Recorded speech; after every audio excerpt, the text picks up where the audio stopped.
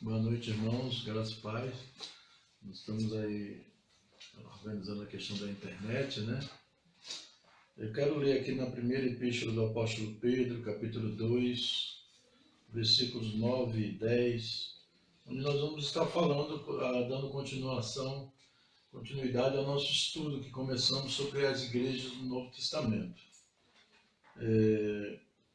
1 Pedro, capítulo 2, o versículo 9 e 10, você que está acompanhando. Ele diz assim: Vós, porém, sois raça eleita, sacerdócio real, nação santa, povo de propriedade exclusiva de Deus, a fim de proclamardes as virtudes daquele que vos chamou das trevas para a sua maravilhosa luz. Vós, sim, que antes não erais povo, mas agora sois povo de Deus, que não tinhais alcançado misericórdia, mas agora alcançastes misericórdia. Amém? Vamos fazer a nossa oração. Pai, nós queremos agradecer a Ti por estarmos aqui nesta noite, mais uma vez, reunidos para poder compartilhar a Tua palavra. Quero pedir a Tua bênção sobre a vida de todos aqueles que estão nos ouvindo nesta noite, que o Senhor alcance o coração de cada um. Que a Tua palavra, Senhor, venha trazendo alimento, fortalecendo a fé, trazendo conhecimento, ampliando mais o conhecimento do Teu povo, Senhor. Pai, eu Te agradeço neste momento, abençoa a cada um, Senhor, em nome de Jesus. Amém. Amém. Bem, amados, hoje nós vamos, na nossa continuidade com o estudo sobre a igreja do Novo Testamento, nós vamos abordar a questão da igreja de Deus, a santidade e a universalidade da igreja. A igreja de Deus ela é santa e também é universal. Quando nós nos referimos à igreja, falamos qual igreja, né? Muitas vezes nós ficamos questionando qual igreja. Haja visto que hoje nós temos várias denominações evangélicas e algumas, infelizmente, algumas denominações que se dizem igreja, às vezes foge do padrão neotestamentário do que é uma igreja do Senhor Jesus Cristo. Na Reforma Protestante, depois da Reforma Protestante, nós temos um comentário que é de Vicente de Leres, quando ele diz assim, que foi escrito no ano 434.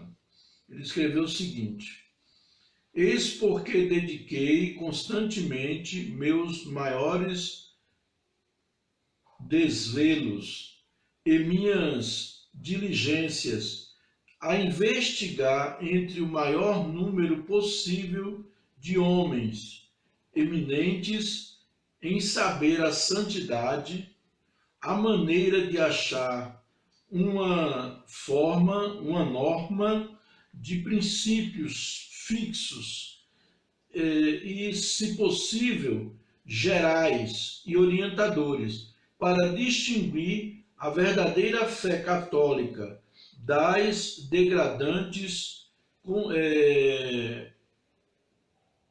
corruptelas das heresias.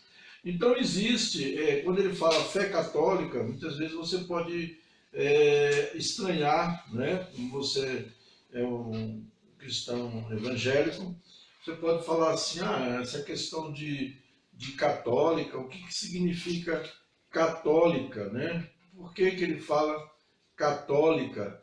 Católica, quando ele fala de catolicidade, ele fala de universalidade. Ele fala que a igreja ela é no seu contexto, ela é universal. Ela está presente no mundo inteiro, a igreja do Deus vivo. Certo? Mas nós precisamos fazer algumas definições, nós temos aqui algumas definições de igreja que nós vamos abordar nesta noite. Primeiro eu quero ver a questão da definição, como é definida a igreja, né? Podemos definir igreja como sendo a comunidade de pecadores regenerados, que pelo dom da fé concedido pelo Espírito Santo, responderam positivamente ao chamado divino, que fora decretado na eternidade e efetuado no tempo. E agora vivem como testemunhas de Cristo, proclamando que com suas vidas, quer com suas palavras, o evangelho da graça de Deus, até que ele venha. Então, a igreja, ela proclama o evangelho com a sua vida, certo? Ela tem a sua vida, a praticidade do evangelho em que ela prega e a pregação do evangelho. Essa pregação do evangelho, ela vai de acordo com o que nós vivemos.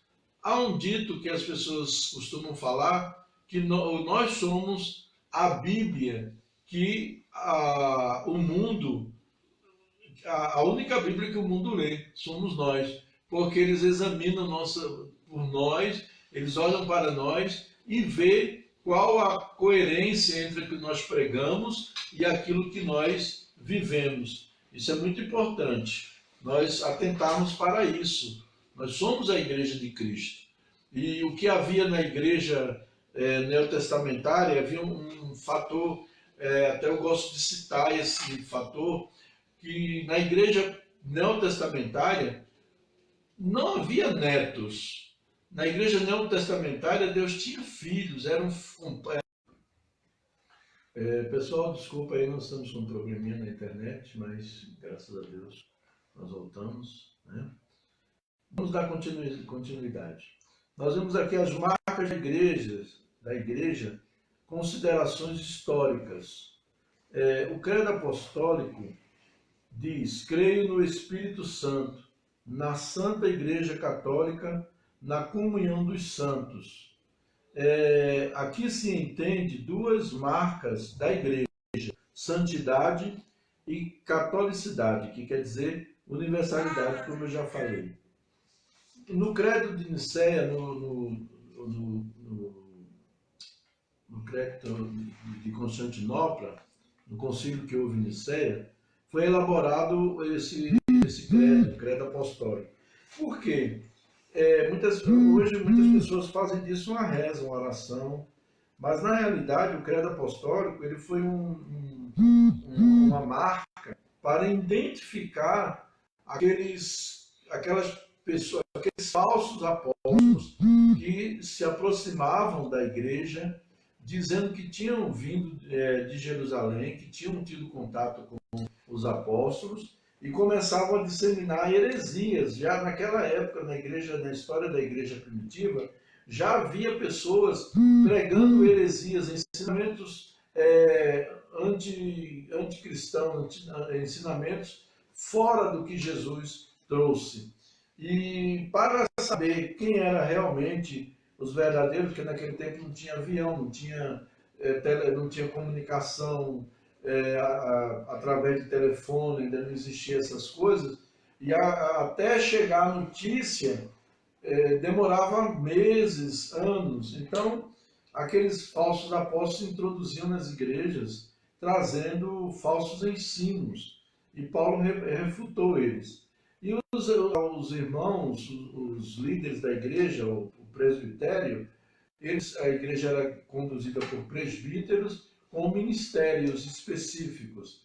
E aqueles presbíteros da igreja se reuniram e eles decidiram criar o credo apostólico. E todo apóstolo, quando chegava, toda pessoa que chegava numa igreja, numa determinada cidade, dizendo que era apóstolo, os irmãos pediam para que eles se identificassem, citando o código. Quando eles eram apóstolos verdadeiros, eles conseguiam citar o código, que eles diziam o credo completo. Mas quando eles não eram apóstolos, aí eles começavam a gaguejar e falavam outras coisas e não tinha nada a ver. E aí eles conseguiam evitar com que falsos apóstolos entrassem no meio da igreja ensinando heresias, ensinando coisas fora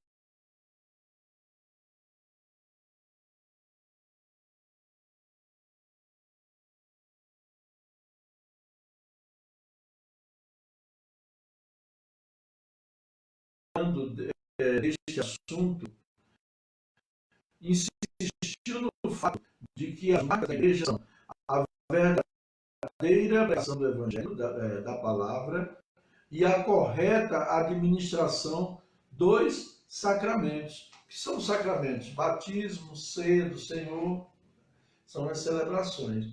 Então, a verdadeira marca de uma igreja seria essa, de acordo com a colocação de Calvino, a pregação da palavra, a pregação genuína da palavra.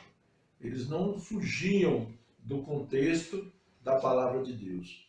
E o segundo aspecto era os sacramentos. Você vê que na Reforma Protestante já havia também, depois da Reforma, essa preocupação em que não houvesse outros ensinos fora do que está contido, fora do que a palavra de Deus cita. Então, muito cuidado. Por isso que foi criadas as confissões. Nós temos a confissão belga, nós temos a confissão de Westminster, nós temos a confissão do Conselho de Dort. Nós vamos falar sobre essas confissões. O que é confissão? São as confissões de fé. O que é uma confissão de fé? É o que nós cremos, é o nosso credo cristão.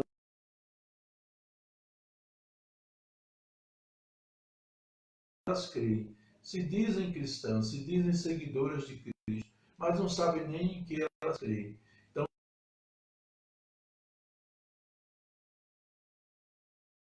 primeiro para abordar a questão da igreja, e em seguida depois nós vamos entrar também com a questão, o aspecto doutrinário da palavra de Deus. Como Calvino falou, a igreja tem que ter verdadeira pregação da palavra. Nós não podemos fugir da palavra, dos achismos, do que eu acho. Não é o que eu acho, é o que diz a palavra. Por isso que na teologia existe uma disciplina, quando nós fazemos teologia, existe uma disciplina chamada exegese bíblica, que é para nos levar a interpretar a palavra dentro do texto, do que realmente aquilo está dizendo. Porque as pessoas às vezes pegam um versículo e daquele versículo elas criam uma doutrina, formam uma religião, formam um grupo e em cima daquele versículo eles vão andar, não procura ver o contexto. Então pega o texto, não examina o contexto e aproveita e faz dele um pretexto para defender as suas teorias, para defender o que eles acham que é certo. Hoje nós estamos vivendo um momento assim muito carente de conhecimento da palavra de Deus, conhecimento genuíno, porque as pessoas estão sendo levadas, como o apóstolo Paulo citou, estão sendo levadas por ventos de doutrinas. A pessoa vem e não aceita o ensinamento da palavra e ele pega o que agrada a ele, o que satisfaz a ele, aquilo que é melhor, que ele acha que é melhor, e cria um grupo e começa a ensinar aquelas doutrinas que eles acham que são viáveis a eles mesmos. O outro aspecto da igreja é a santidade. O que é a palavra santidade? Santidade quer dizer separado. Não é aquele santo que se isola de todo mundo, que foge das pessoas para não pecar. Não. Jesus mesmo citou no Evangelho de João, no capítulo 17, ele disse: Pai, não os peço que os tire do mundo, mas que os livre do mal. Foi esta a orientação que Jesus nos deu. Foi essa maneira que ele trouxe para nos levar a viver o Evangelho. Então nós temos que viver uma vida de santidade. À primeira vista, parece estranho falar da santidade da igreja, visto ser ela composta por homens como nós. De fato, a igreja é santa e pecadora. Este é um dos paradoxos da igreja. Com isso, não pretendemos dizer que a igreja santa seja apenas uma abstração de nossa mente e que a igreja pecadora seja de fato a única realidade histórica. Não, a santidade e a pecaminosidade fazem parte da vida da igreja, não simplesmente como ideal, mas como algo real e concreto. Analisemos isso, né? Nós podemos ver alguns aspectos. Por exemplo, não que eu agora vou, porque agora a graça de Deus está sobre mim e eu vou viver no pecado. Mas a palavra de Deus mostra que o homem, o processo de santificação, ele é um processo, ele não é uma coisa instantânea. Hoje eu entreguei minha vida a Cristo, hoje eu já fiquei dentro do padrão que Jesus quer que eu viva. Não, vai ser uma mudança contínua durante toda a minha vida. Eu vou passar por esse processo de transformação, que é atingir a maturidade cristã, que é o nosso alvo, atingirmos a maturidade cristã, a estatura perfeita de Jesus, como Paulo escreve na carta aos Efésios. Vamos ver aqui a questão, a santidade e a graça. A igreja é composta por pecadores regenerados. O pecado não tem mais domínio sobre nós. Romanos, capítulo 6, versículo 14, o apóstolo Paulo, ele cita este versículo dizendo, vou ler aqui para você que está me ouvindo, para você acompanhar a leitura, o estudo. Romanos capítulo 6 e o versículo 14. O apóstolo Paulo, escrevendo aos irmãos na cidade de Roma, ele escreve dizendo o seguinte: porque o pecado não terá domínio sobre vós, pois não estáis debaixo da lei, e sim debaixo da graça. Quer dizer, eu não vou viver na prática do pecado. O cristão, ele é sujeito ao pecado, ele corre risco de pecar? Sim, com certeza. Porém, ele tem domínio sobre o pecado. Ele passa por um processo de tentação e ele consegue identificar a tentação. E ele vai se encher da palavra, através da oração, da fé em Jesus Cristo, ele abre mão de cometer aquele pecado. Mas muitas vezes ele se descuida. O pecado na vida do cristão é um descuido, é um acidente. Eu vou andando no caminho e de repente acontece um acidente. Eu não me programei para ter um acidente. Então a pessoa que é nascida de novo, o pecado na vida dele é desta maneira. Agora aquela pessoa que vive dizendo, eu vou pecar porque Jesus já me perdoou, eu estou na graça. Então essa pessoa não tem consciência do que é graça.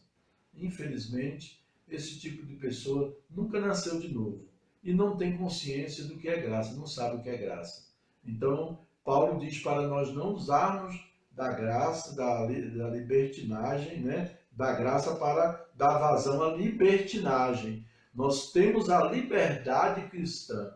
Agora nós não podemos transformar a nossa liberdade cristã em libertinagem. Porque aí o que acontece? Quando eu parto para a libertinagem, eu deixei de ser livre, porque agora eu sou escravo do pecado. Agora eu me deixei dominar pelo pecado, eu me tornei escravo do pecado, porque eu estou vivendo na libertinagem. E essa pessoa que vive na libertinagem, ela precisa ter muito cuidado, porque ela tem que ver realmente se ela nasceu de novo. O fato dela estar na igreja, dela seguir uma religião, dizer que é cristão, não significa que ela nasceu de novo.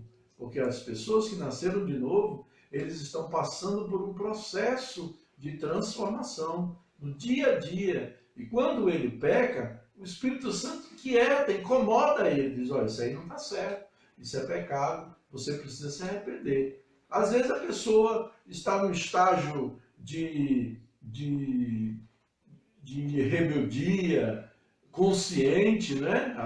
Aquela rebeldia consciente, e ele não quer se submeter e entra mesmo de cabeça no pecado, mas ele entra com a consciência de que aquilo está desagradando a Deus.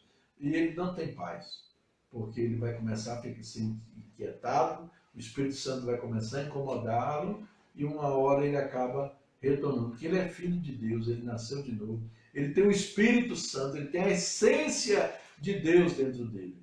E aí o Espírito Santo vai trabalhar para trazê-lo de volta. Porque a palavra de Deus diz que quem convence o homem do pecado, da justiça e do juízo é o Espírito Santo. Nós transmitimos a palavra. O Espírito Santo pega aquela palavra e traz a transformação na vida do ser humano. Vamos ver algumas referências bíblicas. João capítulo 17, o versículo 14 ao versículo 18, o Evangelho de João, segundo escreveu João, o capítulo 17, do versículo 14 ao versículo 18. Vamos ver o que ele diz. Eu lhes tenho dado a tua palavra, e o mundo os odiou, porque eles não são do mundo, como também eu não sou. No versículo 15 ele diz, não peço que os tire do mundo, e sim que os guarde do mal. Lembra que eu falei no início? Jesus pediu para que não fôssemos tirados do mundo, mas que nós fôssemos livres do mal, guardados. O versículo 16, eles não são do mundo, como também eu não sou. Santifica-os na verdade, a tua palavra é a verdade. Versículo 18. Assim como tu me enviaste ao mundo, também eu os enviei ao mundo. Aí você diz, que é isso? Que história é essa? Esse cara está dizendo que não é do mundo e vive no mundo. Quando ele está falando do mundo, ele não está falando do mundo cósmico. Ele está falando aqui o mundo sistema, o sistema que opera no mundo. A palavra de Deus diz na segunda carta do apóstolo Paulo aos Coríntios, no capítulo 4, versículo 4, ele diz que o Deus deste século cegou o entendimento dos incrédulos para que não compreendam a proclamação do Evangelho de Cristo. Então, o mundo que ele fala é esse sistema que cega as pessoas para as verdades eternas, que cega as pessoas para a palavra de Deus. Eu vi segundo Luiz Berkoff, um teólogo, ele citou que o homem, o homem que quer negar a existência de Deus, ele está querendo encobrir a sua imoralidade. Ele quer viver uma vida de imoralidade e por isso ele nega a existência de Deus. Porque fica mais fácil para ele, né? Fica mais fácil e ele não vai procurar resolver o seu problema. Na carta aos Efésios, no capítulo 5, versículo 25 ao versículo 27, o apóstolo Paulo também dá outra instrução. Efésios capítulo 5 e o versículo 27. Vamos ver qual é a instrução que o apóstolo dá para os seguidores de Cristo. Você que está aí me acompanhando, procure aí na sua Bíblia também, e nós vamos estar lendo agora. Efésios capítulo 5, o versículo 25 a 27. Vamos lá. Diz assim o texto: maridos, amai vossas mulheres, como também Cristo amou a igreja e a si mesmo se entregou por ela, para que a santifique, tendo-a purificado por meio da lavagem de água pela palavra, para a apresentar a si mesmo igreja gloriosa, sem mácula, nem ruga, nem coisa semelhante, porém santa e sem defeito. Tá vendo? Então a palavra ela é como a água que vai lavar, que vai limpar, que vai tirar a sujeira da nossa vida. Esse é o objetivo da palavra de Deus. A igreja é santa porque foi santificada, foi separada em Cristo. Primeira carta do apóstolo Paulo aos Coríntios, o capítulo 1 e o versículo 2, o apóstolo também frisa essa questão. O capítulo 1, versículo 2. Ele diz assim: a igreja de Deus que está em Corinto, aos santificados em Cristo Jesus, chamados para ser santos, com todos os que em todo lugar invocam o nome do nosso Senhor Jesus Cristo, Senhor deles e nosso. Tá vendo? Aqui já ele fala da santidade e ele fala da universalidade da igreja. A igreja universal, a igreja do mundo inteiro. No capítulo 14 e o versículo 33 da primeira carta aos Coríntios, o apóstolo Paulo também ele vem citando, capítulo 14 e o versículo 33, ele diz assim: porque Deus não é de confusão, e sim de paz, como em todas as igrejas dos santos. Olha aí, quando nós nos reunimos, nós que somos igreja, nós temos que procurar o quê? Devemos procurar paz, viver em paz, porque foi para isso que Deus nos chamou, foi para isso que a igreja foi estabelecida pelo Senhor. Outro aspecto que nós encontramos, a igreja ela precisa ter, a santidade da igreja deve ser uma meta. Eu sou uma nova criatura em Cristo Jesus, eu devo buscar como igreja a santidade como uma meta. A igreja é santa, em santificação. A santidade é um ato realizado em Cristo.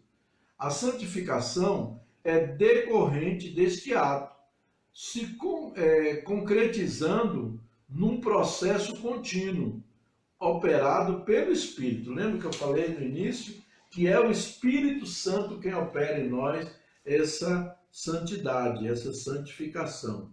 Aí nós vemos aqui, a igreja é descrita no credo apostólico como a comunhão dos santos. O que é comunhão? Comunhão é parceria. Comunhão é ter em comum, é ser em comum, é viver em comum. É uma comunidade. A igreja ela é uma comunidade. Outro aspecto, a igreja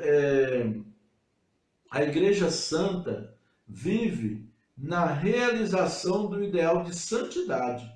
O nosso propósito é vivermos em santidade. No livro de Êxodo, capítulo 19, e o versículo 6, Deus dá uma orientação para a igreja, para o povo de Israel, para a nação de Israel, que ela nós podemos também aplicá-la à igreja.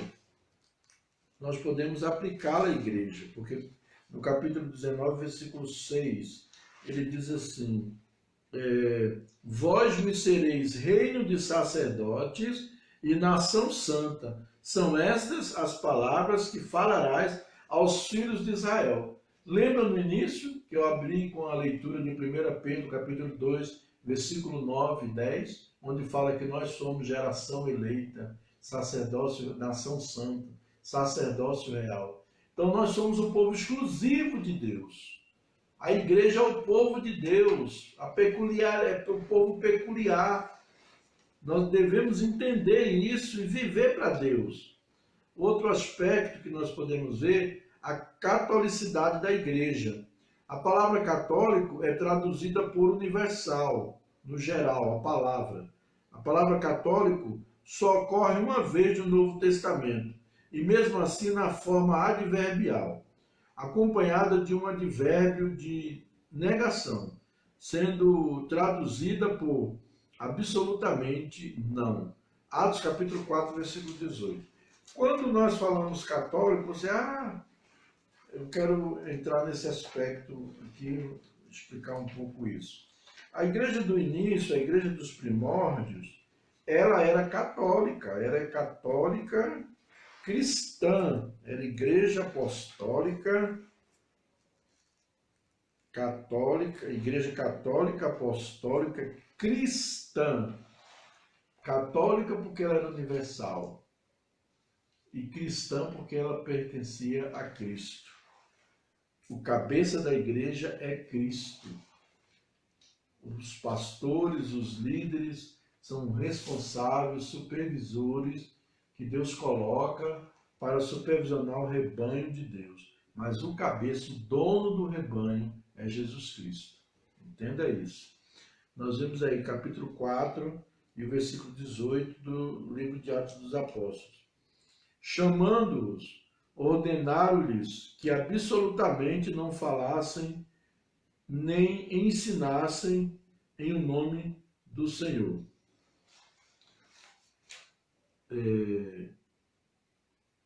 Vamos lá.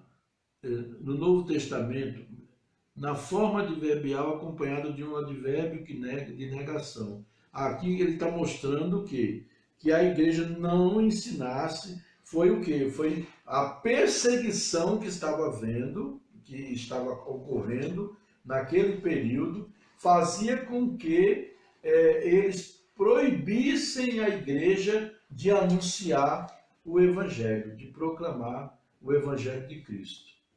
Outro ponto importante que nós precisamos entendermos é que a igreja ela é uma só.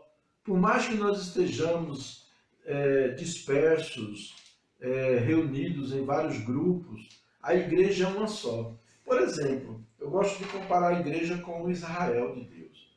Israel tinha 12 tribos, porém as 12 tribos era considerada Israel. Vamos para uma prática uma coisa mais atual. Nós temos o Brasil e nós temos vários estados. Nós temos as regiões, região norte, região sul, região nordeste, região sudeste, região centro-oeste. Estamos aí geograficamente divididos por regiões. Nós temos também os estados. Cada estado tem o seu nome. Porém, tudo isso junto é Brasil. Então, a igreja, nós somos a igreja do Senhor na terra. Às vezes nós estamos aqui, nós temos várias denominações, temos uma denominação aqui, outra ali, mas todos juntos fazemos um só corpo, temos um só Senhor. Domingo agora foi foi maravilhoso, né? Nós presenciarmos as lideranças evangélicas convocando o povo para orar e jejuar pelo Brasil, a pedido, uma convocação que foi feita pelo presidente da República. Há muitos críticos, há uns contra e há outros a favor, só que eu digo o seguinte, nunca é demais orar. Não vai fazer mal a ninguém orar, não vai fazer mal a ninguém jejuar, buscar a Deus. Muito pelo contrário, vai fazer bem. Então a pessoa que fica contra, falando besteira, falando isso, falando aquilo, ela fica perdendo tempo com coisas que não tem sentido.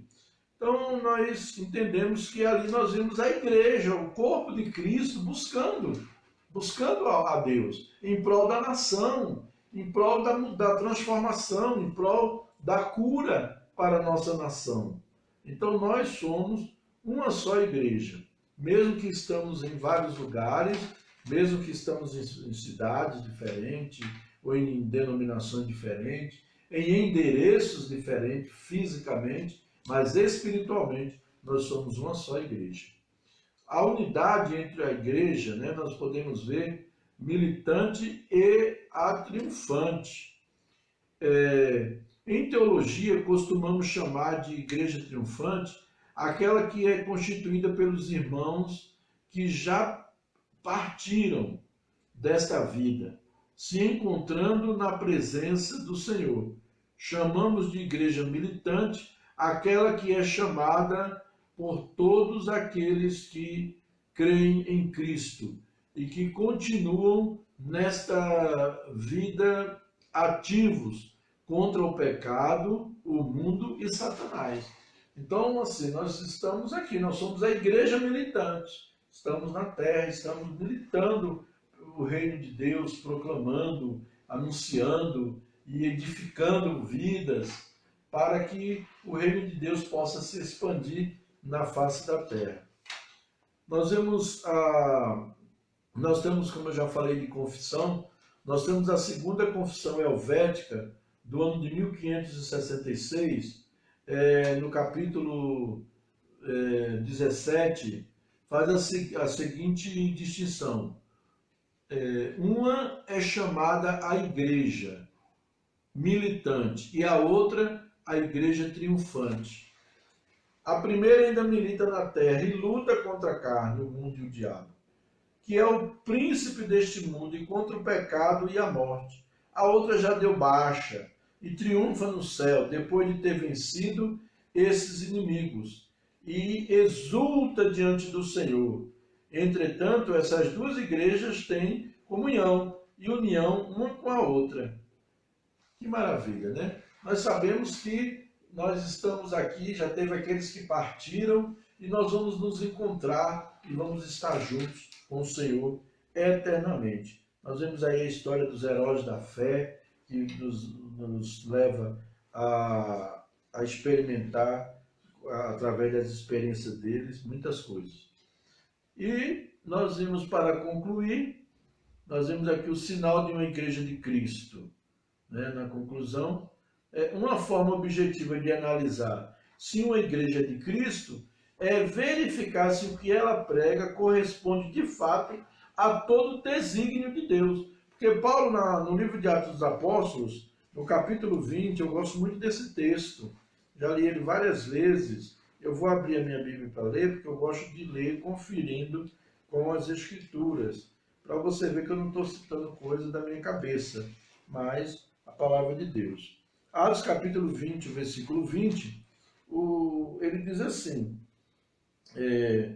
jamais deixando de vos anunciar coisa alguma proveitosa e de vô-la ensinar publicamente, também de casa em casa.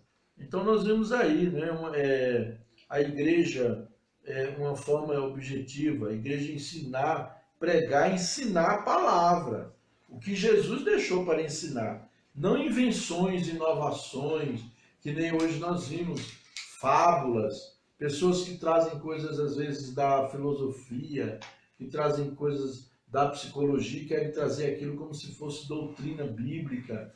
É complicado isso aí, prejudica, né? Nós temos que pregar a igreja, nós temos que pregar a palavra de Deus, ensinar os princípios doutrinários, tem que ser bíblico, a palavra de Deus. A igreja santa e pecadora. A igreja é santa, pecadora. Santa por seu chamamento, regeneração, justificação e progressiva santificação. Pecadora pelo poder do pecado, que ainda exerce influência sobre os seus membros. Nós, na igreja, é uma igreja que nós estamos passando por um processo de santificação, mas todos pecam, seus membros pecam. Então, às vezes, coisas que um já venceu, o outro ainda está para vencer, e assim por diante. É um processo de mudança, é um processo contínuo. A nossa santidade em Cristo é uma chamada à responsabilidade de sermos santos. Nós somos chamados para sermos santos. A palavra de Deus diz: sede santos, assim como é santo aquele que vos chamou. A igreja de Cristo, a igreja dos discípulos, foi arrebatada ao domínio independente, um espaço para si, e a santa igreja.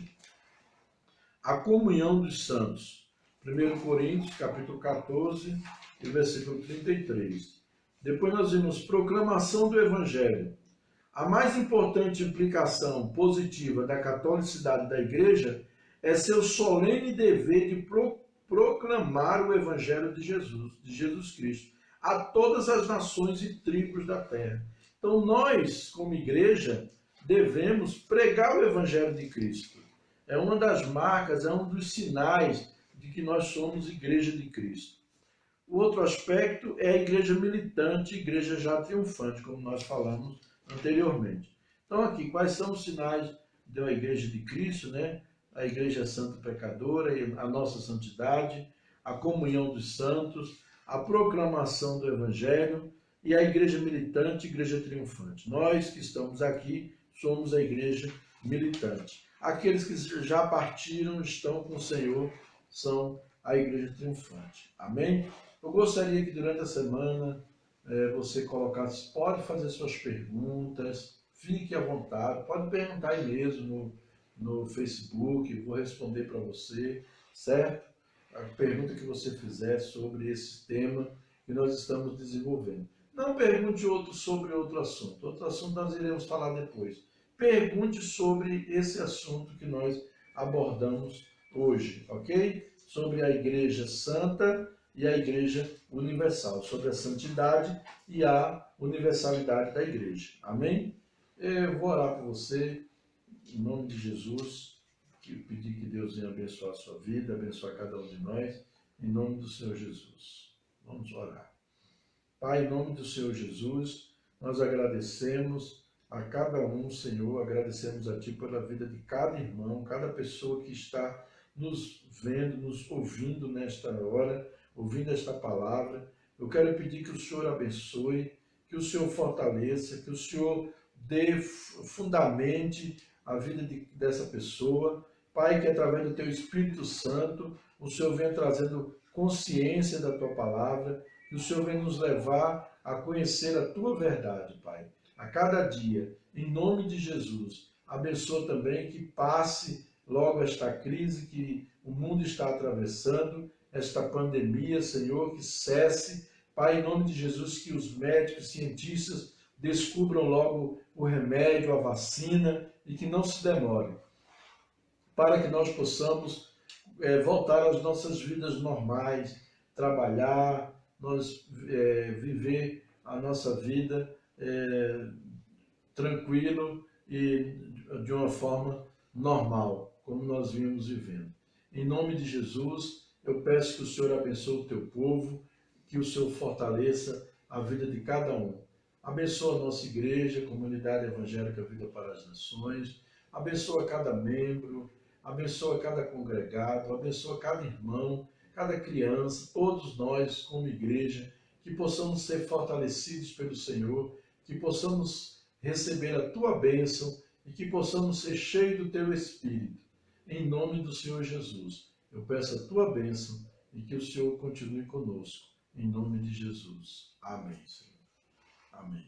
Deus abençoe sua vida. Em nome de Jesus.